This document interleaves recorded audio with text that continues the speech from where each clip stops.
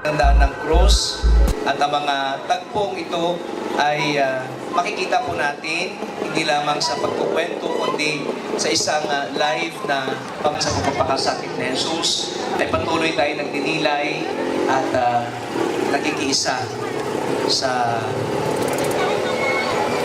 daan ng cross ng ating Pangkristo habang kami natitipon dito ngayon upang pagnilayan ang iyong misteryo Pascual. Pagkalooban mo kaming lahat ng biyaya na kasuklaman ang kasalanan tulad ng iyong ginawa at gugulin ang aming buhay para sa aming kapwa ayon sa iyong halimbawa. Sa gayon, kami ay maaring makibahagi hindi lamang sa iyong mga paghihirap kundi maging sa iyo ring muling pagkabuhay. Ikaw na nabubuhay at naghahari magpakailanman. Amen. Pasok sa Jerusalem.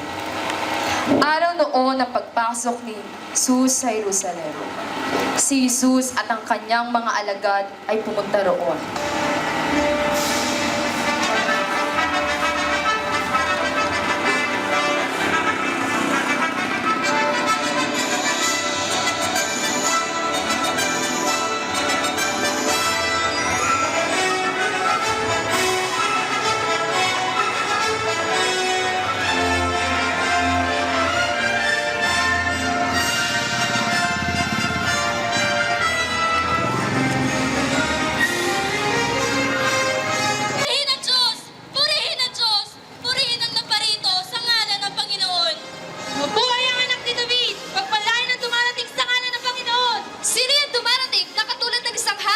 Siya si Jesus, propetang taga-Nazaret. Siya ang bumuhay kay Lazaro. Hosanna! Hosanna! Hosanna! Hosanna! Hosanna! Hosanna! Hosanna! Sinabihan ni Jesus ng ilang Pariseo kasama ng karamihan.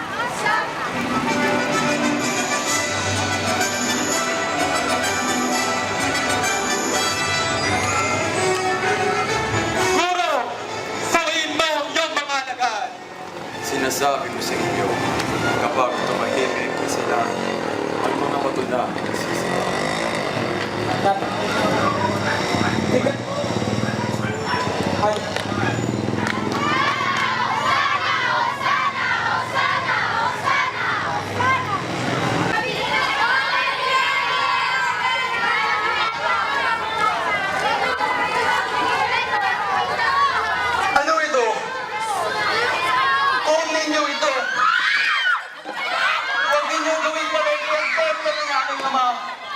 Huwag ninyong gawing pugad na magnanakaw. Huwag ninyong gawing daanan ng templo. Sapagkat ito ang bakay dadalhinhan ng buong bansa. At pumasok siya sa loob ng templo. May mga bulag at mga pilay na lumapit sa kanya at kanyang pinagaling.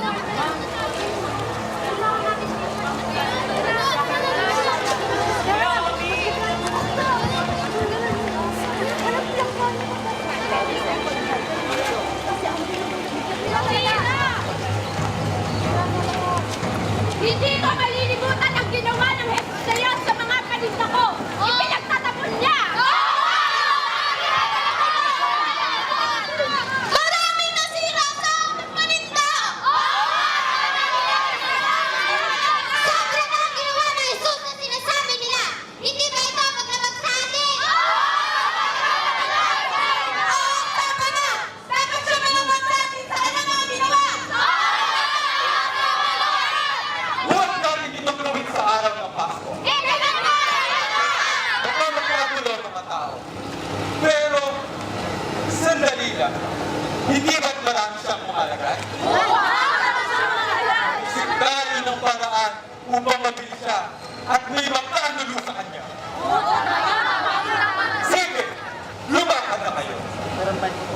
Hanapin ninyo kahit isa man lang sa kanyang alagad at bibigyan namin siya ng mabuya.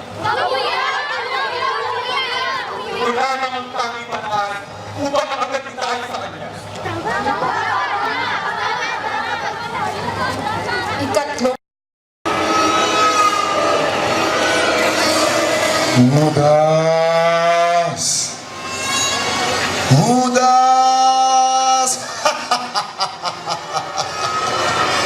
Sino ka? Judas, mahabang panahon ang iyong itinagtiis. Hanggang meron ka mananatiling duwan. Oras na upang kumilos ka at isigaw mo ang dapat gawin. Maraming magagalak sa plano ng pagkakanulo sa kanya. Tandaan mo, Judas, magkaiba kayo ng kaharian ni Jesus. Siya'y taga-langit, ika'y taga-lupa. Hindi ba't masarap ang masalapi? Hindi ba't pinaka nagpapaikot ng daigdig? Ang salapi ay lakas at ang lakas ay kapangyarihan. Ipagkanulo mo si Jesus. Sulong Judas. Ipagkanulo mo siya. Ipagkanulo mo siya. Ngunit, siya'y aking Panginoon. Siya isang banal na anak ng Diyos. At Kristo ang tagapagligtas. Judas, nakalimutan mo na ba ang mga damit ng bagay na gustong gawin? Ngunit nasiphayo dahil sa kanya. At hindi ko ba alam na malapit ang gubo ang kanyang kapangyarihan?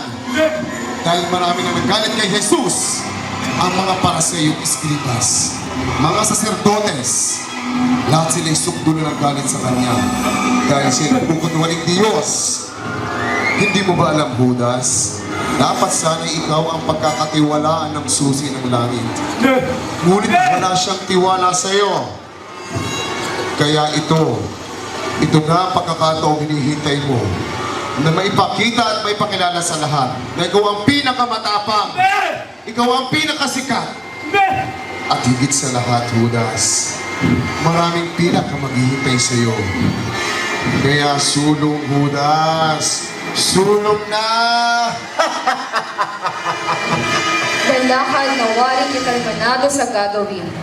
Tutuloy si Judas kay Caiaphas. Ika-4 na tagpo ang pagkakanulo ni Judas.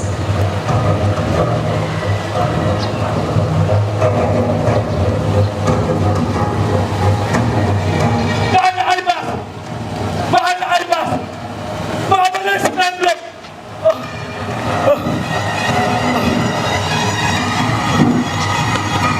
Sino kang labas tamang ng bubulahan? Anong kailangan? Bakit ka na ba rito? Ipagpatawad po. At huwag po ninyo ikagalit, mahal na Caiaphas, ang aking nagawa pagbubulahang.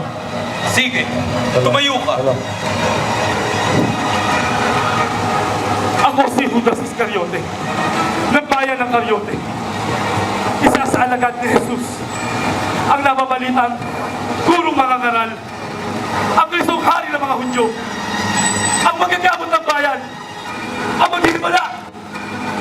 Sa ngayon kinamumuhingan ni Herodes, ni Anas, at ang mabusang na Sanhedrin, na sa pangalan mo, sapagkat kinalaban niya kayo lahat at isiniwala sa buong bayan ang mga nagawa niyo. Huwag mong pababain ang pedestal ng konseho ng Sanhedrin. Ipagpatawad po. Anong nais mo? Sabihin mo, Judas. Ako po'y inagyaman ng aming sabakan. Pagpagtapo ko ng hirap at nangangailangan ng kalugurahan at kasaganahan. Napalitaan ko. May pabuya para sa buhay ng aking Panginoon. Iyong po ba'y totoo? Totoo, Judas. 30 pirasong pilak para sa mga kaibigang katulad mo. 30 pirasong pilak na tumataginting sa oras na manakip ang Kristong bulaan. Matatanggap ko po ba yun ngayon din? Ngayon din, Judas, sa harap ng bulaang propeta, sasama ka sa amin sa pagtakip sa kanya. Ikaw ang magtuturo kung sino si Jesus ang Nazareno. Sang-ayon ka ba, Judas? Opo. Ang taong kapyan ko ng aking Diyos ay siyang aking guro. Mabuti, kay gandang panukala. Kristo! Hari ng mga Hudyo! Weh! Dapat kang mamatay! Kawal! Pagpagandahin ng mga sundalo! Unang istasyon, ang huling hapunan sa paa ng mga alagad. Espiras noon ng Paskwa, Magkakatipo ng mga alagad kasama si Jesus. Alam ni Jesus na darating na ang panahon ng kanyang paglisan sa sanlibutan ito upang bumalik sa Ama.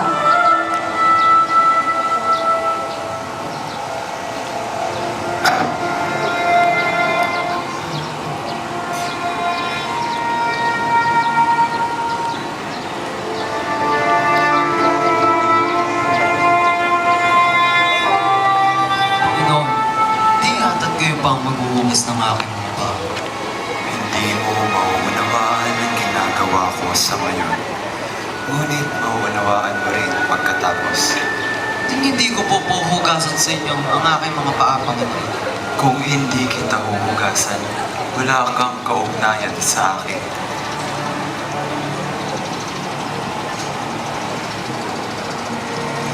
Panginoon, hindi lamang po ang aking mga paa, kundi pati na ang mga kamay at ulo. Maliban sa mga paa, hindi na dapat pang hugasan ng naligo na, sapagkat ang kanyang buong kataway malinis na, at malinis na kayo, ngunit hindi ang lahat.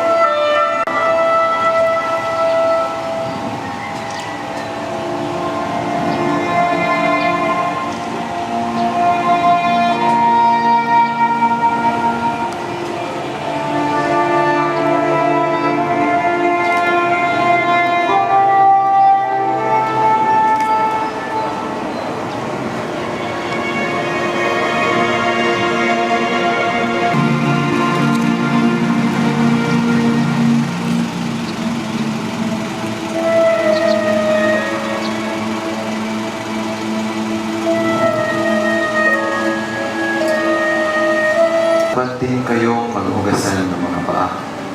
Binigyan ko kayo ng halimbawa, at ito'y dapat ninyong tularan. Sinasabi ko sa inyo, ang alipin ay hindi dakila kaysa sa Panginoon, ni ang sinugo pati ang nagsugo sa Kanya. Tandaan ninyo, nakikilala ko ang aking mga hinirang. Ang sino mang tumatanggap sa akin, ay tumatanggap din sa nagsugo sa akin. Ikalawang tagpo, ang huli hapunan.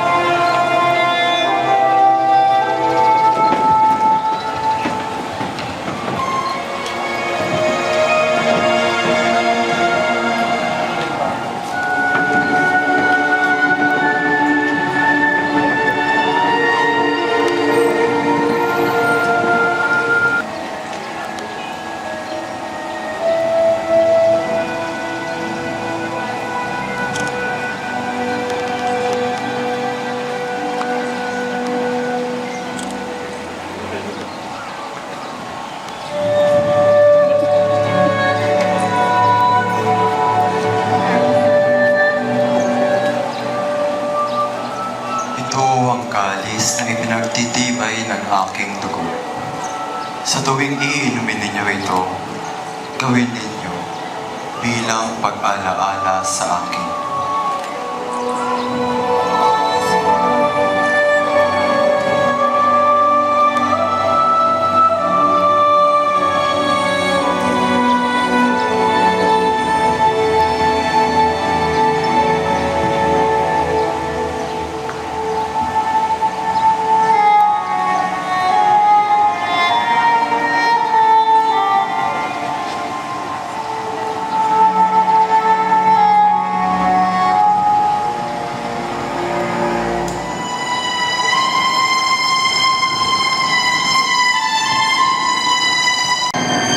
Ngunit kasalo ko rito ang pagkakanulo sa akin.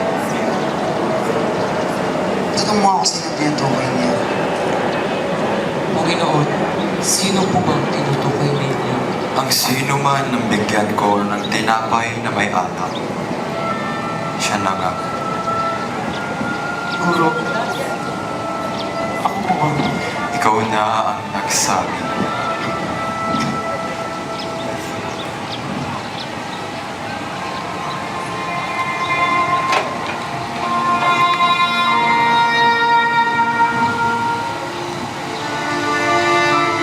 Kayo kung paanong inibig ko kayo.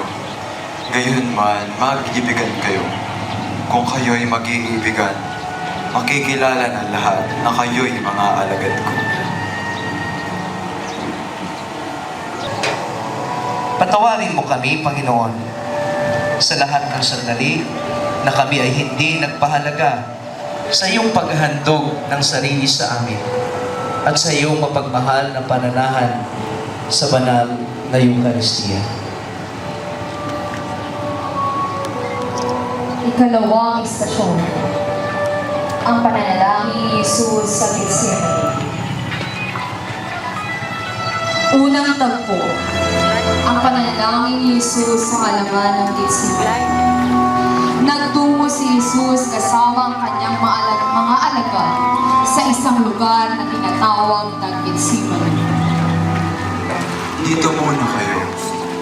Mananalangin ako sa dako roon. Pedro, Santiago, Juan, samahan ninyo ako. Ang puso ko'y dilig ng hapis na halos kamatay ko. Samahan ninyo ako at makipagpuyat sa akin.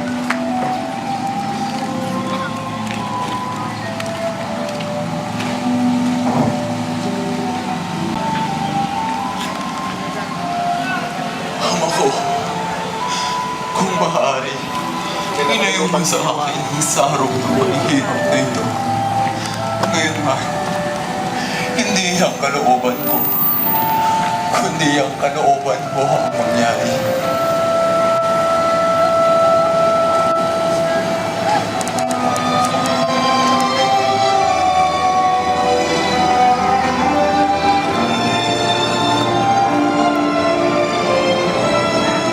Talaga bang hindi kayo makapagpuyat na kasama ko kahit isang oras lang lamang?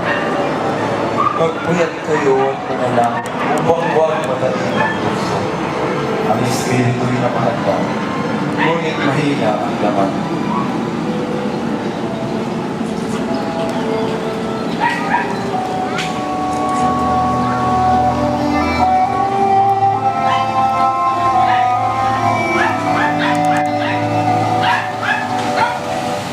Ama ko, kung hindi mo maialis ang sarong ng paghihirap na ito, nang hindi ko iinumin, mangyari ang iyong kalooban.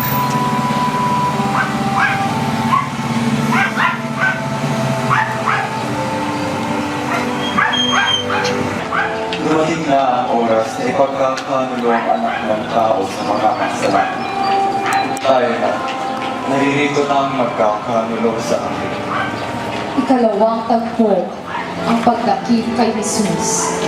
Nagsasalita pa lamang si Jesus. Darating ang mga sundalo mula sa kulturan. Makikitang naunguna si Judas, kasunod ang punong sundalo. Lalapit si Judas kay Jesus. Magtatakbuhan ang mga alagad.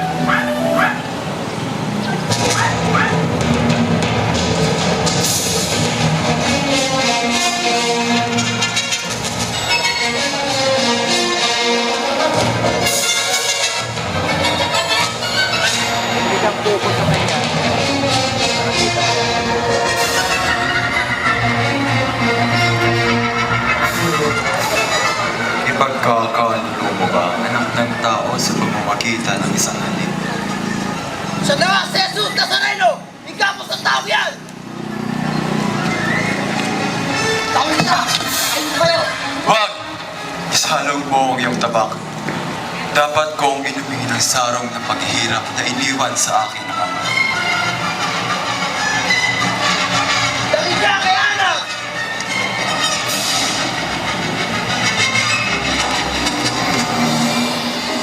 Buda! 30 pirasong pila, halaga na isang kalipi. Salamat, Buda!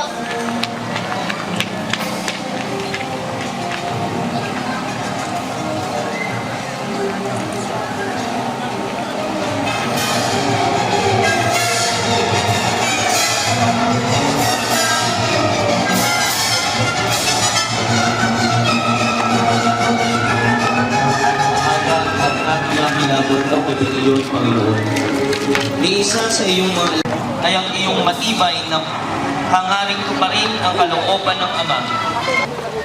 Jesus Nazareno!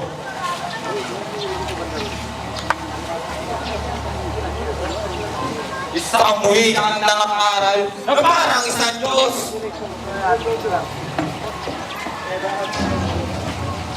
Marami na lang kasunod. Ikaw pwede kang Marami na lang naniniwala. Basta kunin mo silang focus.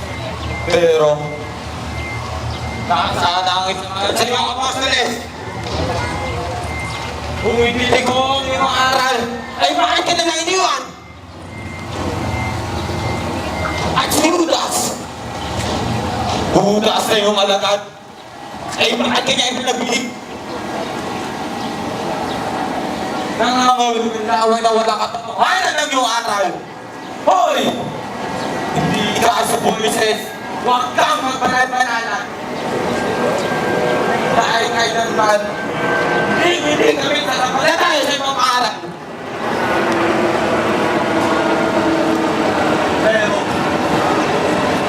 kung ikaw talaga ang Mesiyas, at hindi mo subukan at pinagkap, baka sakaling maniwala ko sa'yo. Anak ng Diyos!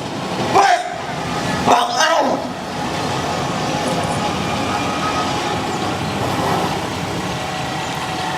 Ako'y hayagang nag-aaral sa Manila. Ako'y nagtuturo sa sinagoga at sa templo. Pinagtitipunan ng lahat ng mga Hudyo. At wala akong sinabi ng palihim. Bakit mo ako tinatanong? Tanungin mo ang mga nakarinig sa akin. Alam nila kung ano ng aking sinasabi. Kayo nagpapagsagot sa dakilang hari! Kung may sinabi akong masama, patunayan mo ang masama. Ngunit kung mabuti, bakit mo ako sinaktan? Nandito kay Caifás! Sandali lang! Nagtulog na ang mahal na Caifás! Ipagkabukas na lang ang pag-arap sa kanya!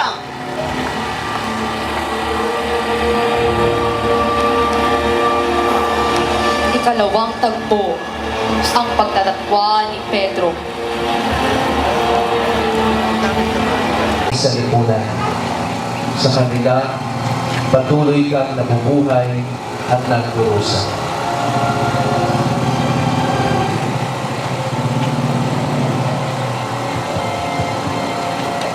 Ikalawang tagpo, ang pagtatwa ni Pedro.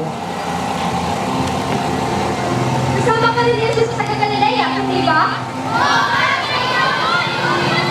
Wala kang nalaman sa sinasabi ninyo. Kulang mo rin si Pedro.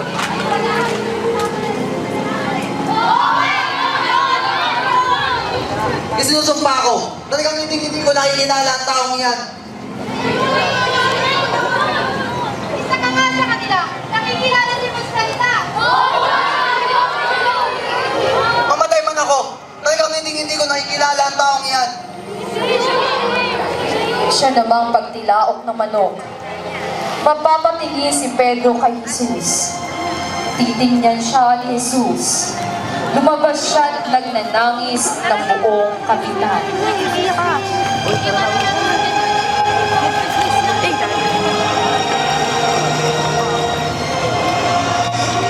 Bakit ko nakuha ang bagay na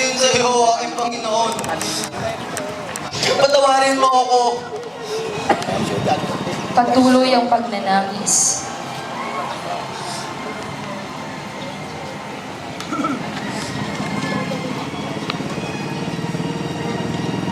Ikatlong tagpo. Nagtipo ng matatanda ng bayan. Anong masasabi mo sa paratang nila sa iyo? Bakit hindi ka sumagot? Sagot, Jesus!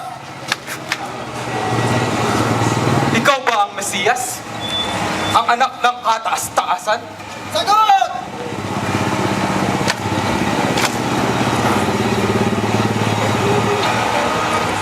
Kayo na ang nagsasabi.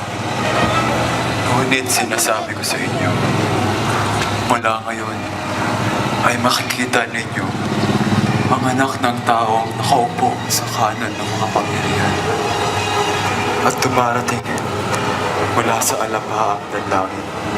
Ito'y kalapastanganan sa Diyos! Hindi na natin kailangan ng mga saksi. Narinig niyo ang kanyang kalapastanganan sa Diyos. Mahal kay Pas, tunay po ang taong yan ay pagsinungaling. Siya ay nagwika, simbahan nag-iba at tatayo na sa loob ng 3 araw. Ano yun? Isang malaking kaulan! Jesus Nazareno, totoo bang kaya mong itayo ang nag-ibang simbahan sa loob lamang ng 3 araw? Sagot! Bakit hindi ka magsalita? Bakit hindi mo patunayan ngayon na ikaw maanghari? Ang anak ng kataas-taasan.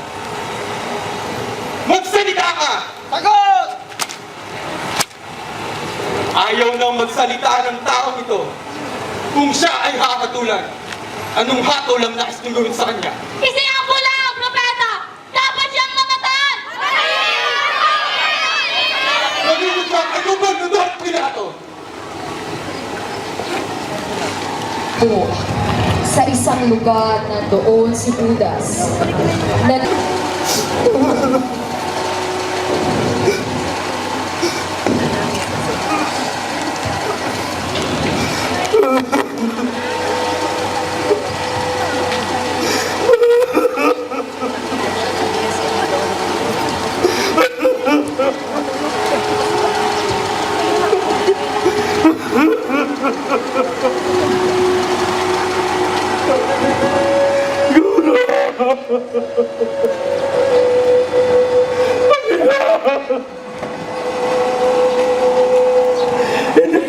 Lagi kayo nagkakaroon nila sa'yo. Akala ko, tuloy ka lang nila.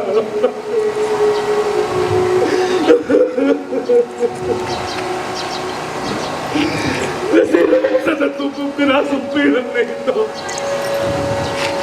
Wala itong kabuluhan! Pinagkakaroon ko kita.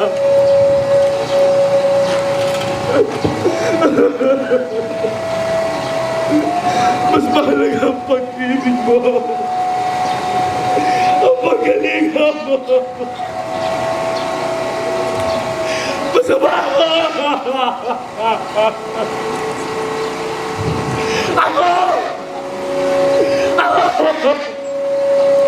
Ako ang nagpamatay sa'yo! Hindi ako karapat-dapat tawagin mong alagaan. Masama ako! Ngayon natutulog ako. Lumapit sa'yo.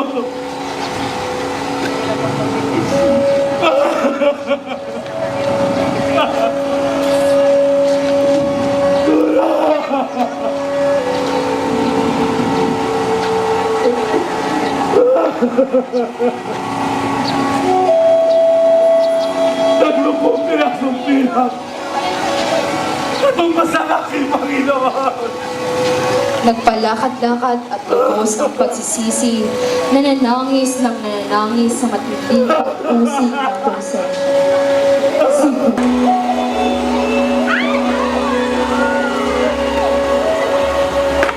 Ikalimang tagpo, si Jesus sa harap ni Pilato. Ihaharap si Jesus kay Pinasang naloko, napasunod at naiba ang paniniwala. Kaya kamatayan ang magiging hatol sa taong yan. Sapagkat iyan ang batas ang ipinahihiran. Ang hatulan ng kamatayan ng mga tao nagkakasala na labag sa ating paniniwala. Oo! Yan ang batas natin.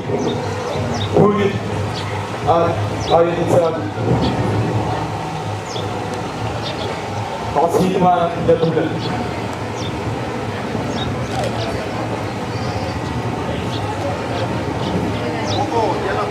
Oo! Yan ang batas natin.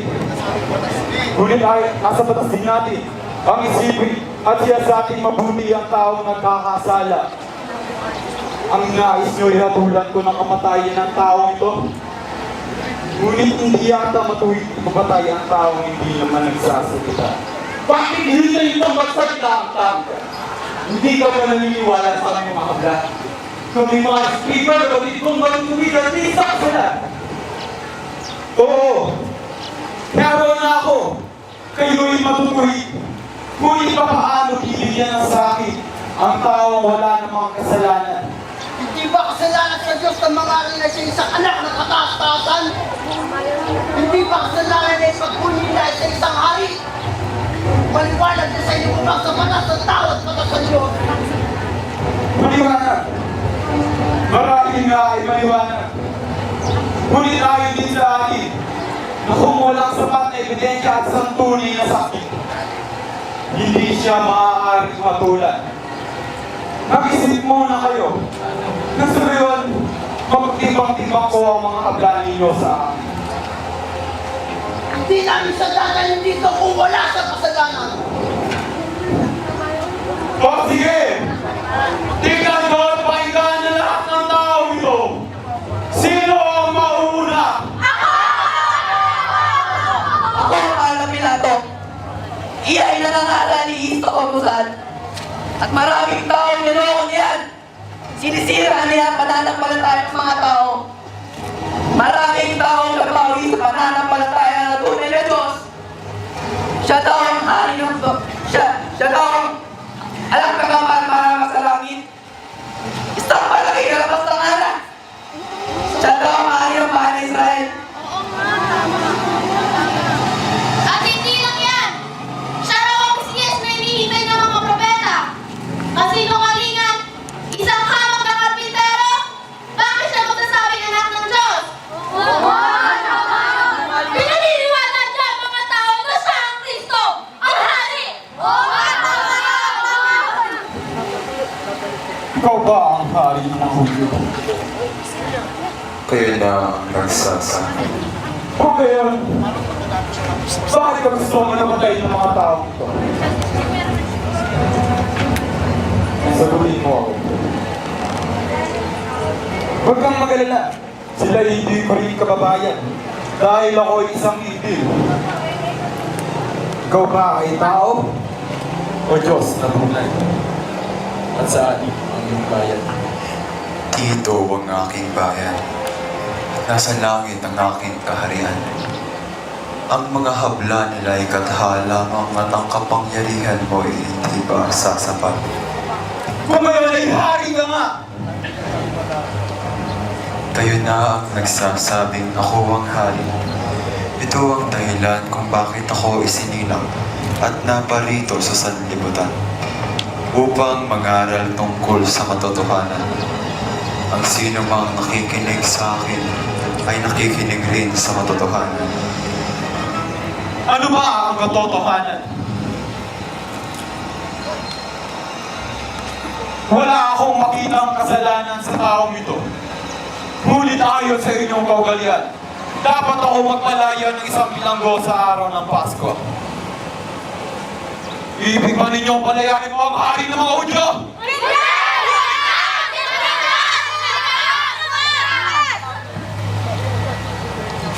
nabilanggo at dahil sa pagpatay. Minsan pa ay nagsalita sa kanila si Pedro sa pagnanais na palaya si Jesus. Ngunit nagsigawan ang mga tao.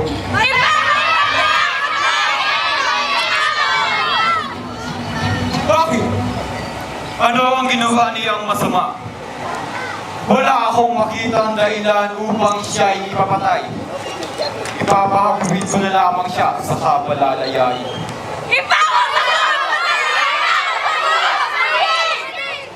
Nang makita ni Pilato na wala siyang magagawa at malamang ay magkagulo ang mga tao, nagpakuha siya ng tubig at naghugas ng kamay sa harapan ng mga tao.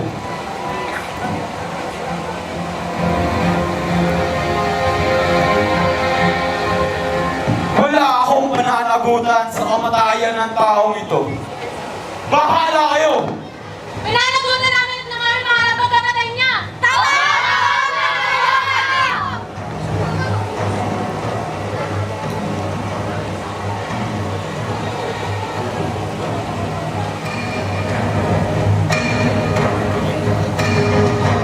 Panginoong Jesucristo, ikaw hukom ng sangkatauhan. Ngunit tinanggap mong litisin ng mga hukom na di makatarungan.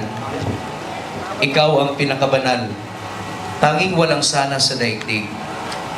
Ngunit tiniis mo ang pagpaparatang ng mga mapagmatigas na makasalanan.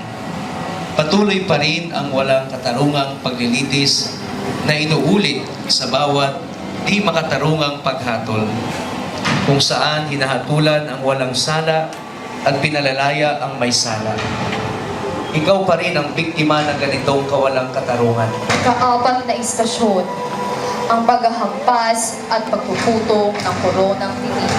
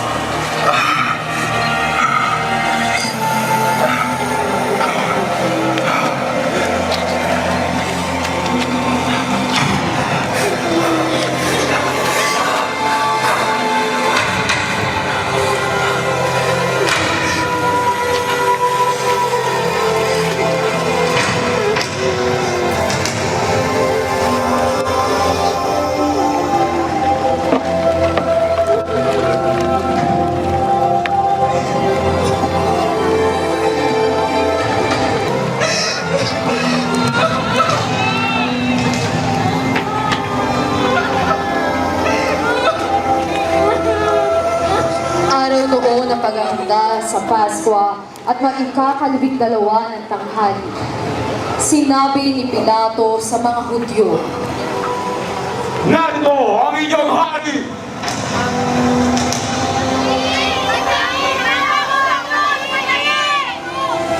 Ipapaho pa sa krus ang inyong hari!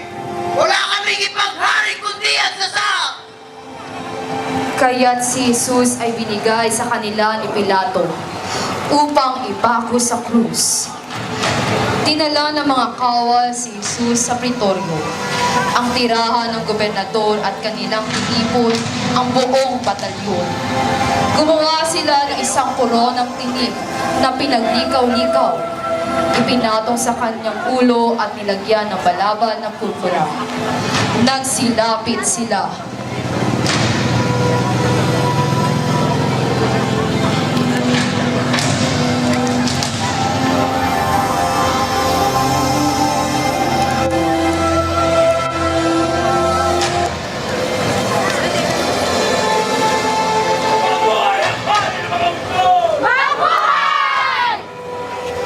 Siya'y pinaghahampas nila ng tambo sa ulo, pinagluhuran at pinaglibak ng niluhuran-luhuran.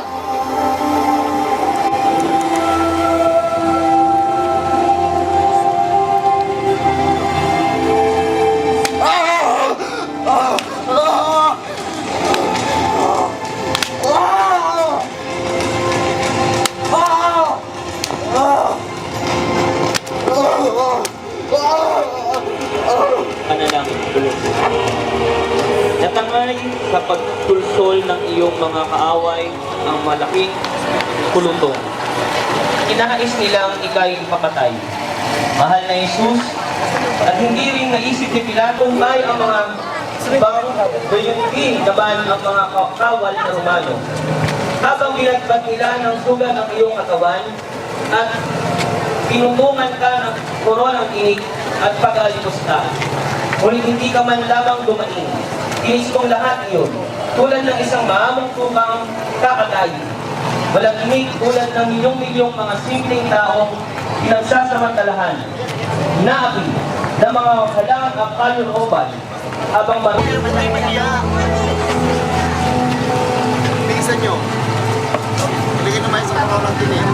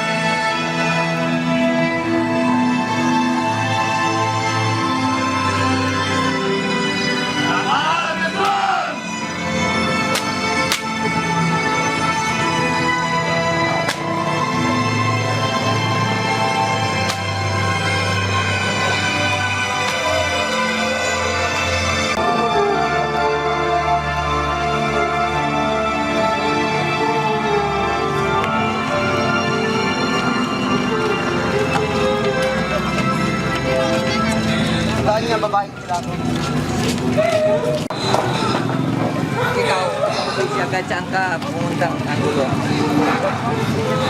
Galing ko, tara.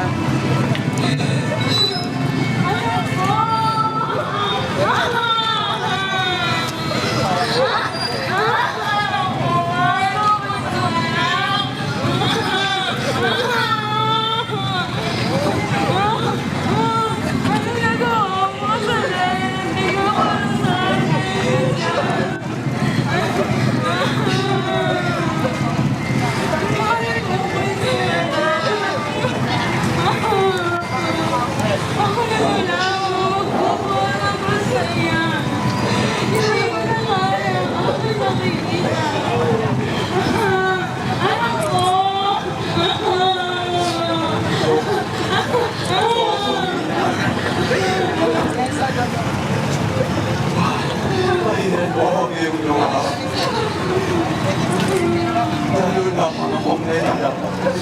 Tuwing nakita kita ganyan. Kayo, Jesus! Lahat! Minamahal kong Panginoon, ang krus ang parusa para sa mga kriminal at mga magpapagsin. Sino ang maniniwala na ipinakot ito sa balikat ng anak ng Diyos, ang puno ng lahat ng kabanalan at kabutihan. Sa kabila ng lahat, tinanggap mo ito ng buong kababaang loob, sapagkat alam mo na ito lamang ang paraan upang kami sa aming kasalanan. Ang krus ng aming mga kahinaan, ng aming mga pagkasira ng loob, ng aming mga pagkabigo at ng aming kasamaan. Hanggang sa mga araw na ito, pasan na mga walang malay ng kalalakihan, kababaihan at kabataan, ang krus ng mga pagkakamali, kasakiman, pagmamataas, kahalayan. Ipagkaloob mo sa amin, mahal na Panginoon, ang biyayang di kailanman magbigay ng mga pasanin sa aming kapwa dahil sa aming mga kakulangan. Mag-iting nawa kami naming pasanin. Ika-anim na istasyon, ang pagkakadapa ni Jesus. Kayo, Jesus! Lahat! Dahil sa sobrang pagod at bigat ng krus, si Jesus ay nadapa.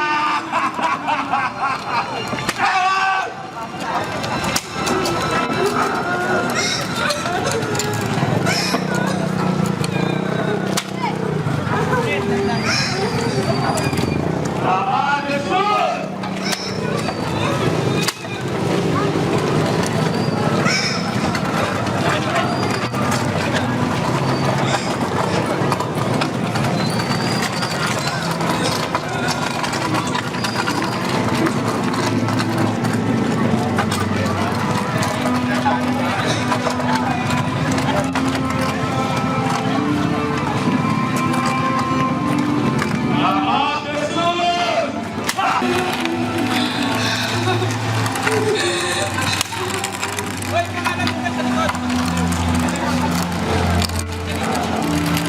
Lahat, Jesus! Lahat, Jesus! Lahat!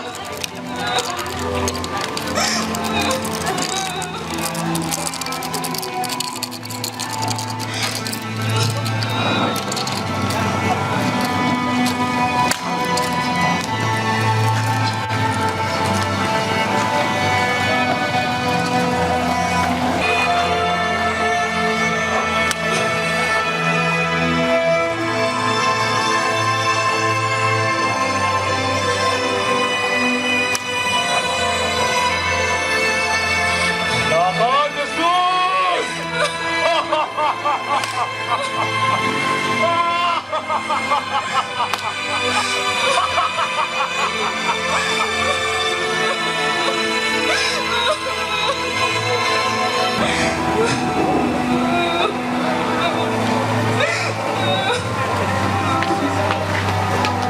Lahat, Jesus!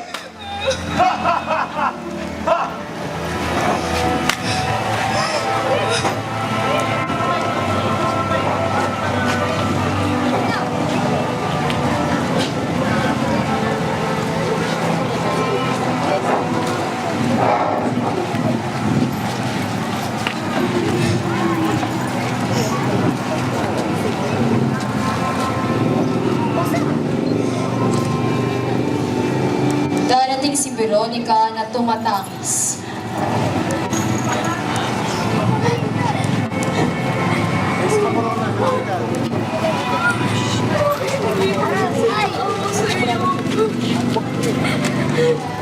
Bakit nila ginagawa ito sa iyo?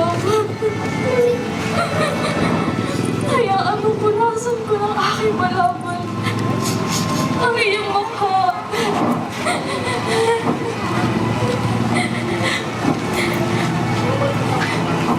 Tama na! Jesus! Tayo!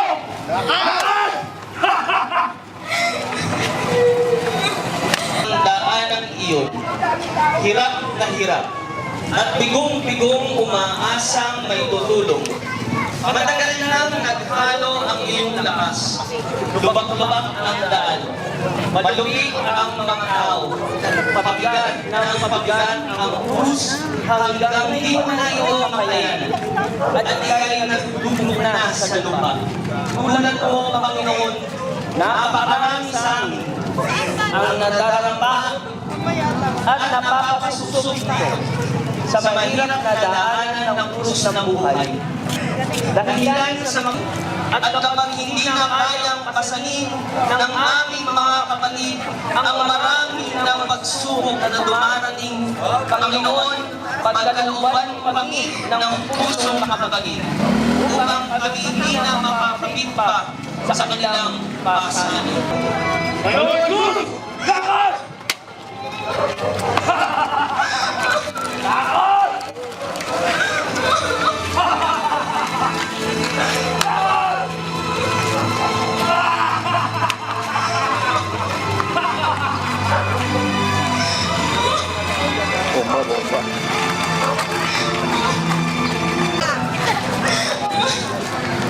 Father, malapit na tayo sa kaso. Yan ang ate ko. Dapat kayo.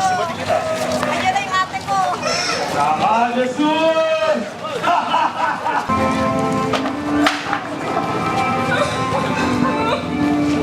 Tama na. Mukha na siyang nahihirapan. Ikaw na namin! Ikaw! Tulungan mo siya! Habang nagsasalan!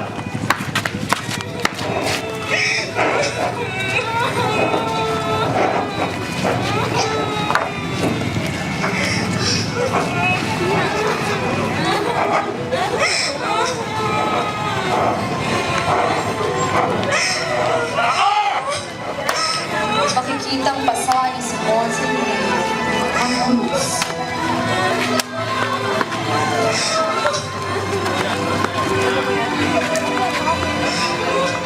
Lakas, Jesus!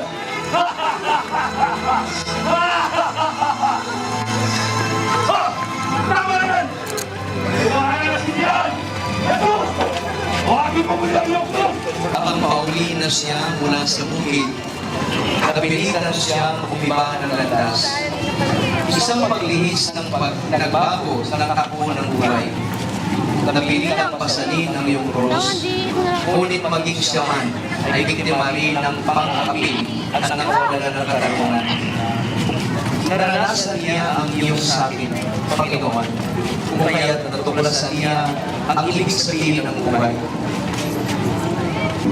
Padalan mo kami ng mga taong may lakas ng loob upang pasanin ng iba ng may ng magkakapatid, ng may pagtitiis. Gawin mo kaming tulad ni Simon, Panginoon. Bigyan mo kami ng lakas at kagandahang loob na magdamayan.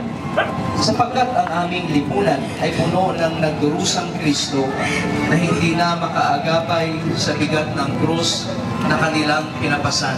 At ang babaeng taga-Jerusalem. Jesus!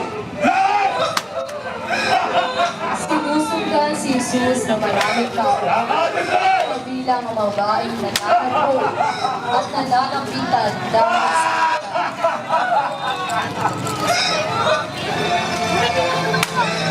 Maaga!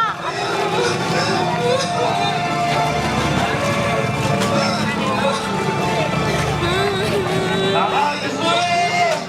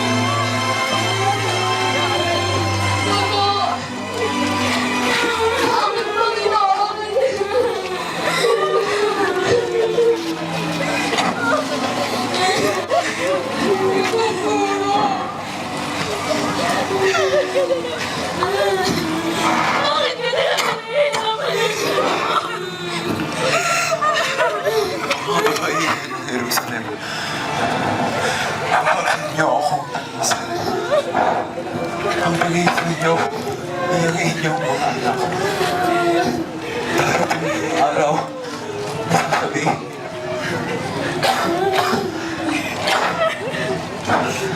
mapapalad ang lubaog. Ang mga pinapupunan ay hindi nagdadalang tao. Sa pagtitig, hindi nagpapasok. Sabi, ang taong sa kulto. Tumawag kayo sa amin. Dahil, kung ganito, ang ginagawa sa kahoy sa iba. Ano naman kaya ang ginagawa sa tuyo? Panalangin. Ang Inoong Hesus, tunay ang Ikasyam na istasyon. Si Jesus ay inubaran at ipinako sa krus. Patuloy na pinasad ni Jesus ang krus. Kanilang dinala si Jesus sa lugar na kung tawaging Golgotha.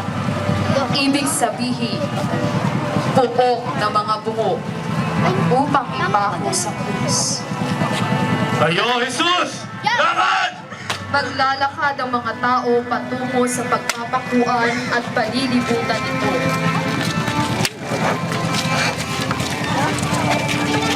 Laban, Jesus!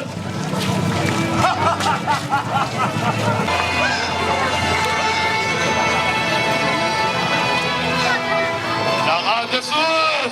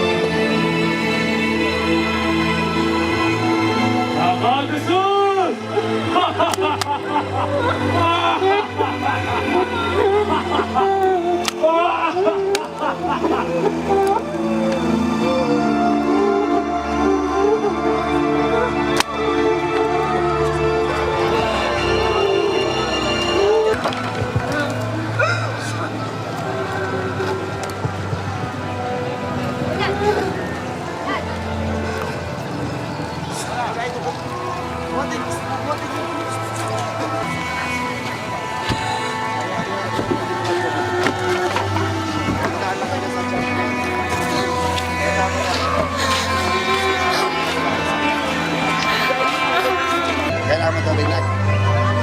Logi!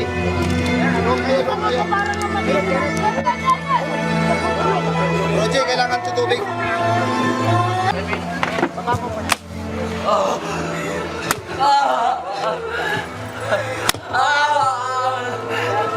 Kasabayang malakas na sigaw na nasasaktang tao.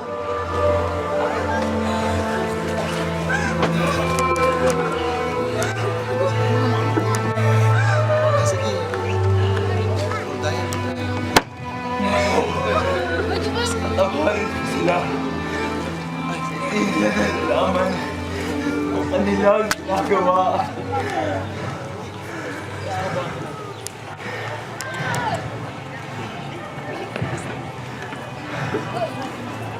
Kasabay na ipinako ang dalawang magnanakaw. Isa sa gawing kanan at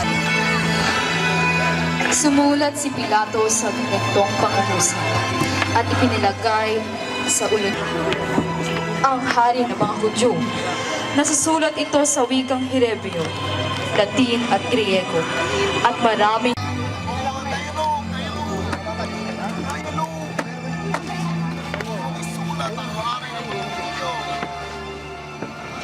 Huwag natin ulitin ito. Magsapalan na lamang tayo kung kanino ito mauwi.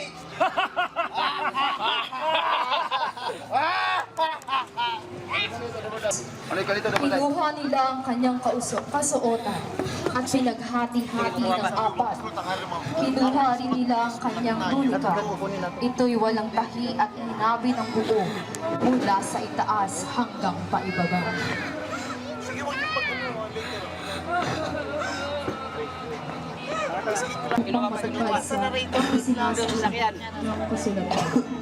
Pinaghati-hati nila ang kanyang kasuotan, gayon din ang ginawa ng mga kawal. Pakipako na lang ako dyan.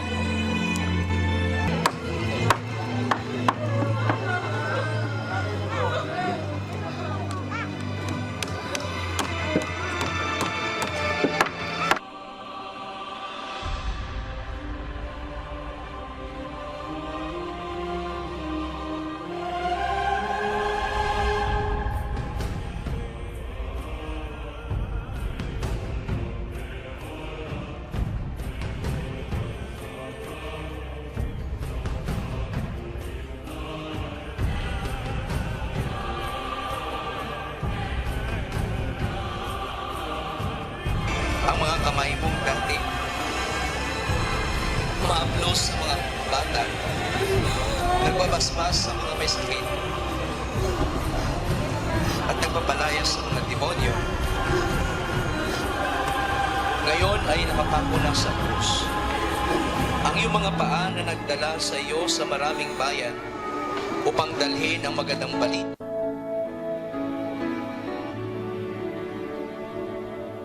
Above all powers, above all kings, above all nature and all created things, above all wisdom and all the ways of man, you were here before the world began. Above all kingdoms, above all thrones, above all wonders the world has ever known, above all wealth and treasures of the earth, there's no way to measure what you're worth.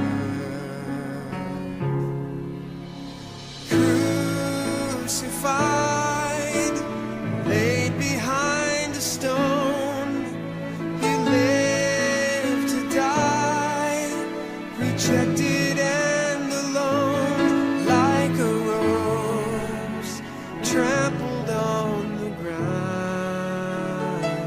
You took the fall, and you thought of me above all.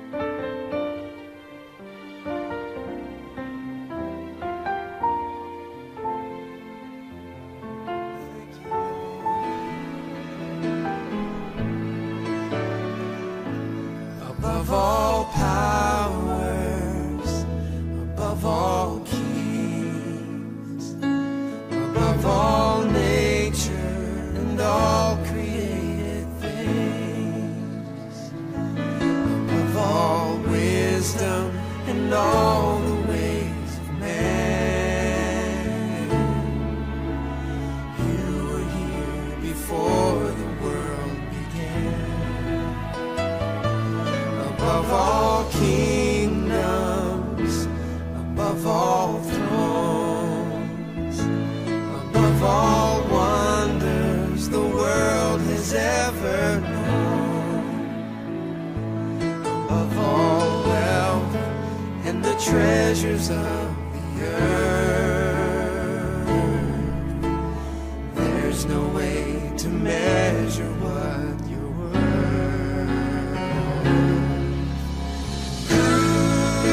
Crucified, laid behind a stone, you lived to die, rejected and alone, like a rose trampled on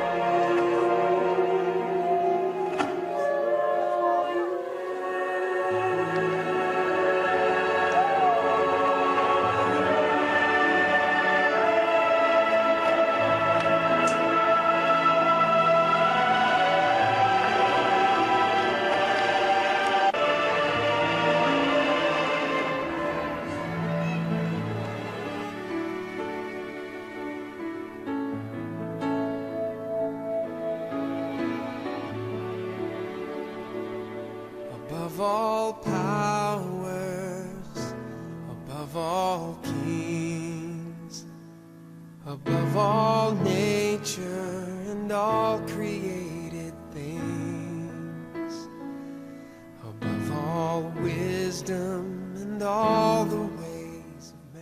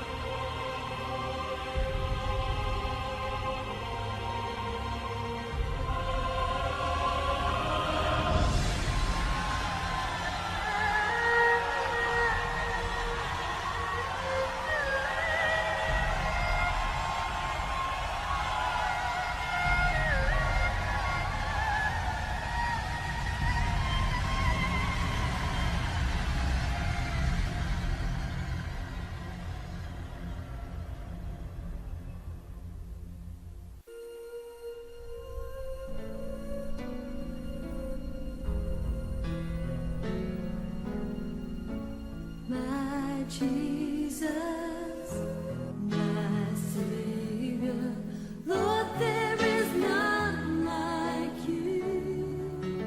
All of my days, I want to pray.